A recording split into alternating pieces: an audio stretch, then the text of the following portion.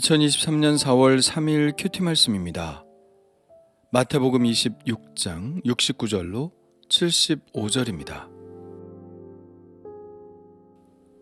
베드로가 바깥 뜰에 앉았더니 한 여종이 나와 이르되 너도 갈릴리 사람 예수와 함께 있었도다 하거늘 베드로가 모든 사람 앞에서 부인하여 이르되 나는 내가 무슨 말을 하는지 알지 못하겠노라 하며 앞문까지 나아가니 다른 여종이 그를 보고 거기 있는 사람들에게 말하되 이 사람은 나사렛 예수와 함께 있었도다 하매 베드로가 맹세하고 또 부인하여 이르되 나는 그 사람을 알지 못하노라 하더라.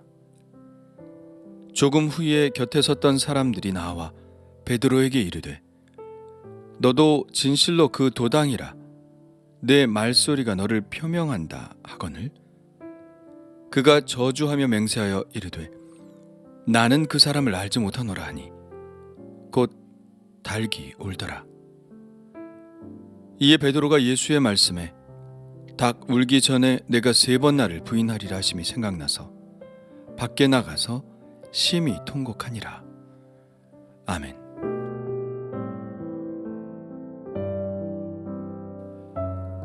모든 제자들이 다 예수님을 버리고 도망한 것은 아니었습니다. 베드로는 도망했지만 그들이 더 이상 자기를 쫓아오지 않는다는 것을 알고 돌이켜 예수님을 잡아가고 있는 무리들을 따라갑니다. 예수님은 대제사장의 집으로 끌려 들어가셔서 신문을 받으시는데 베드로는 바깥들까지 따라 들어가 그 집 하인들과 앉아 그 결말이 어떻게 되는지 지켜보고 있었죠. 예수님이 대제사장들과 온 공회가 모여 예수님의 죄를 찾아내려고 신문하고 있을 때 바깥들에 앉았던 베드로에게도 신문 아닌 신문이 들어옵니다. 한 여종이 베드로를 알아보았는지 베드로에게 말합니다. 너도 갈릴리 사람 예수와 함께 있었도다. 베드로가 예수님의 수제자였다면 베드로는 사람들에게 눈에 띄는 사람이었을 것입니다. 늘 예수님 옆에서 보디가드 겸 비서 역할을 했을 테니까요.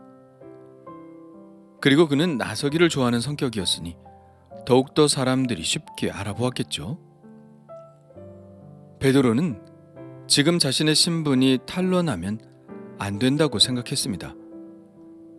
더군다나 그는 대제사장의 종 말고의 귀를 칼로 베어버린 사람이기 때문입니다. 지금 그가 있는 곳이 대제사장의 집인데 만일 그 일이 자기가 한 일인 것이 밝혀진다면 그도 예수님과 다르지 않은 운명에 빠지게 될 것이 뻔하기 때문입니다. 베드로는 당황했습니다. 모든 사람이 이 여종의 말을 들었으니 모든 사람 앞에서 해명을 해야 했죠. 그래서 그는 오히려 여종에게 따지듯 말합니다. 나는 내가 무슨 말을 하는지 알지 못하겠노라. 여종의 말을 전혀 알아듣지 못하겠다는 반응이죠. 질문을 못 알아들었으니 대답을 할 수가 없는 것은 당연한 것이고요.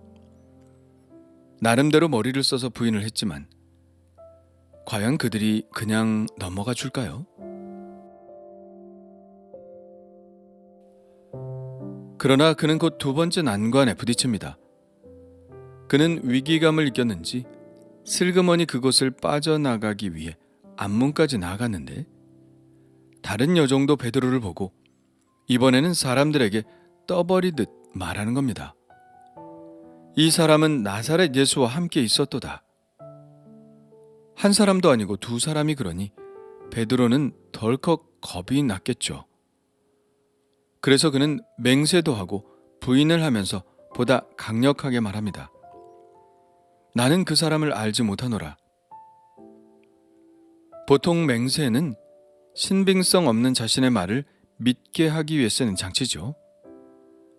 상대방이 나에 대한 신뢰감이 별로 없을 때 보통 맹세라는 방법을 사용합니다.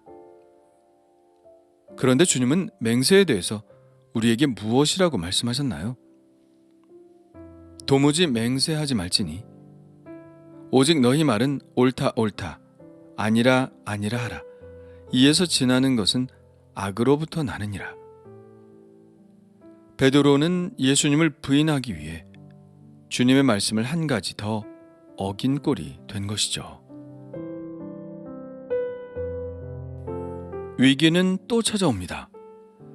조금 후에 이번에는 곁에 섰던 사람들이 베드로를 의심하며 말합니다.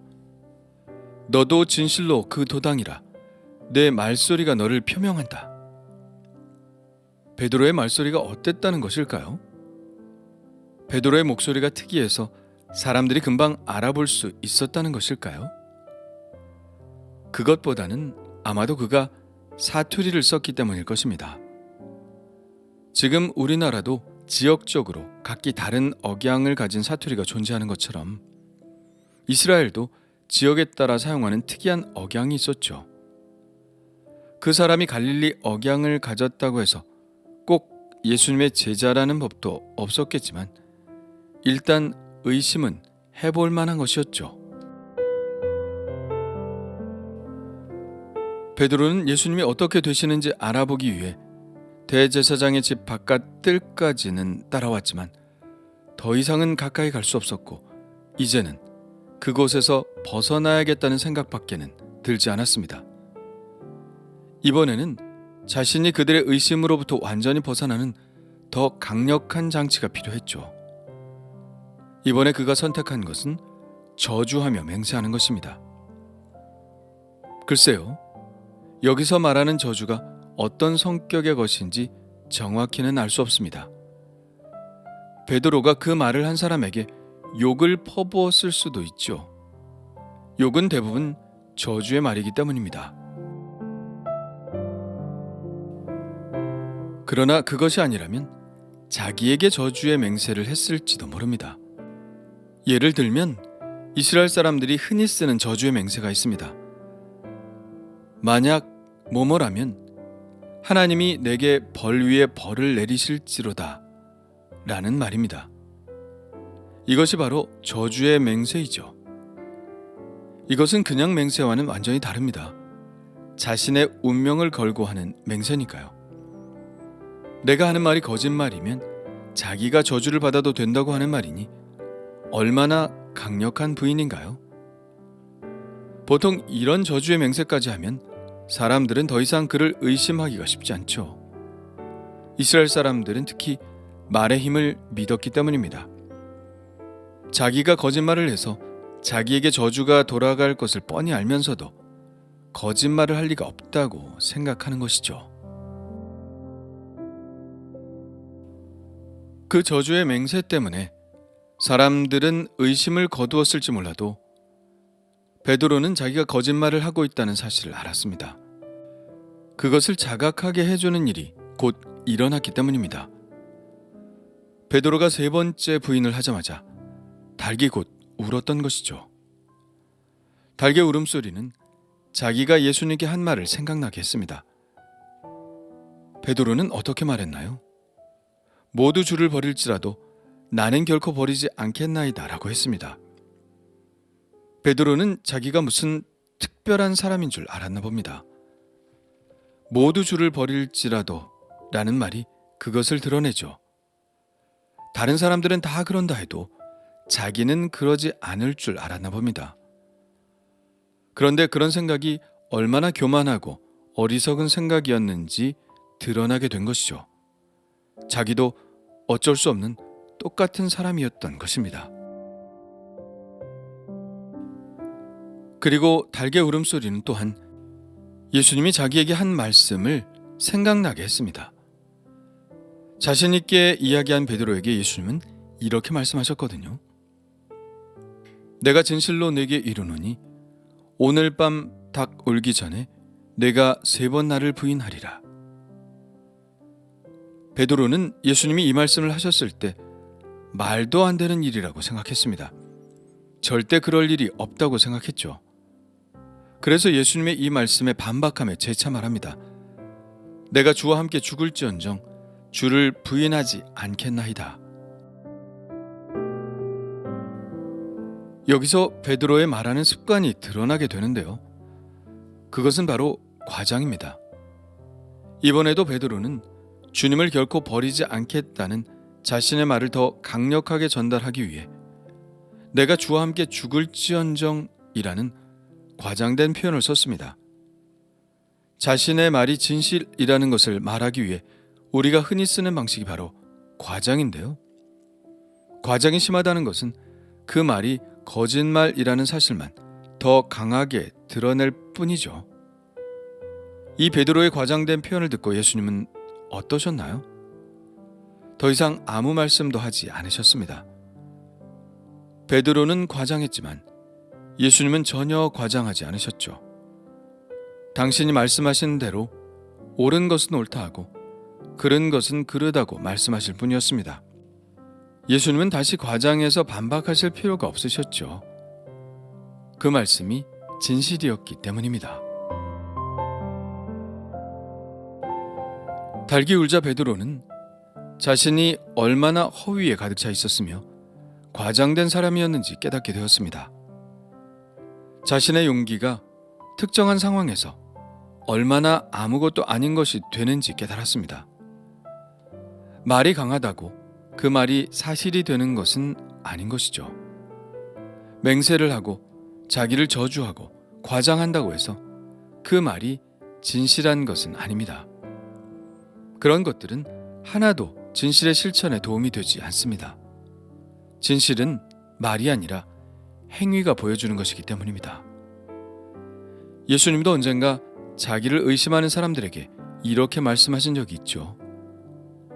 나를 믿지 아니할지라도 그 일은 믿으라. 내 말을 믿지 못하겠다면 내가 행하는 일을 보고 믿으라는 말씀이죠.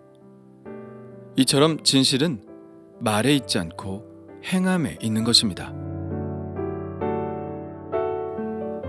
베드로는 닭 울기 전에 내가 3번 나를 부인하리라는 말씀 외에도 또 생각나는 예수님의 말씀이 있었을 것입니다.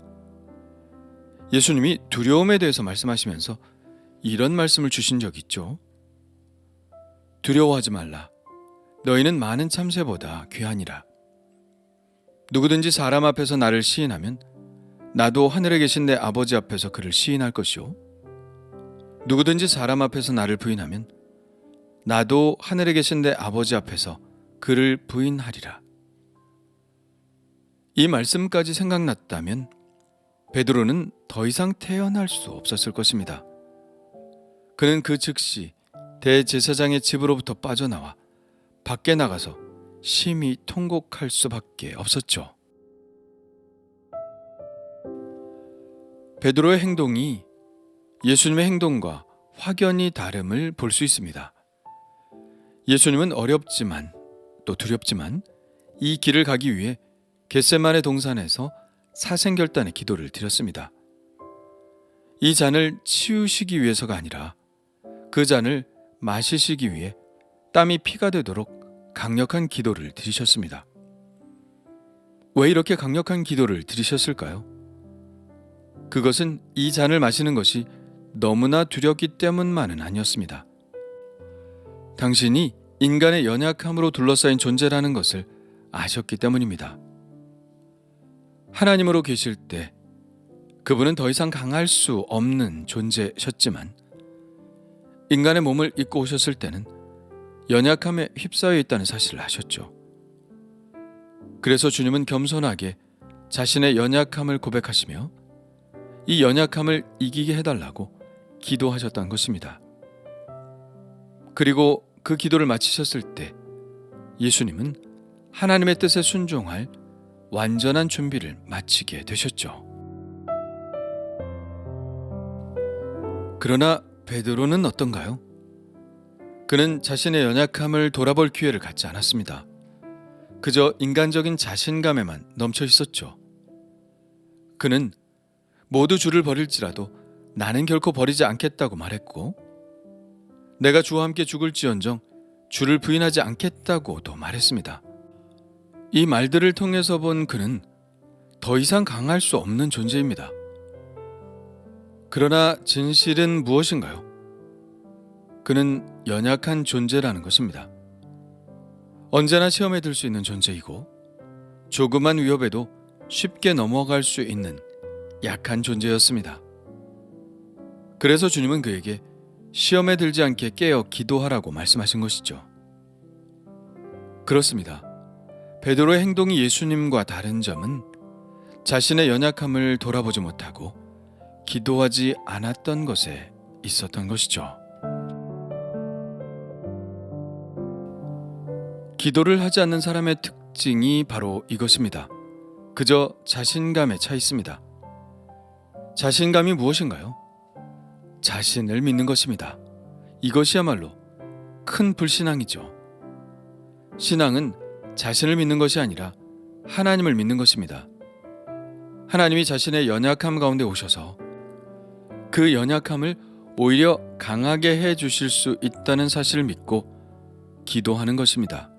그것이 신앙이죠.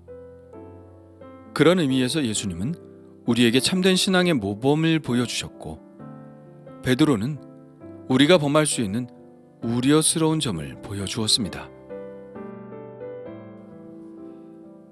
그렇다면 나는 어떤가요? 자신감에 차 있나요? 아니면 나의 연약함을 인정하고 있나요? 그것을 인정한다면 우리는 기도하지 않을 수 없을 것입니다.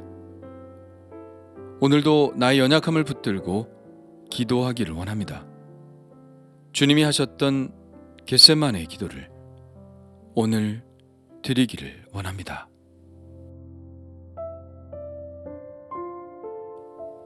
주님 감사합니다.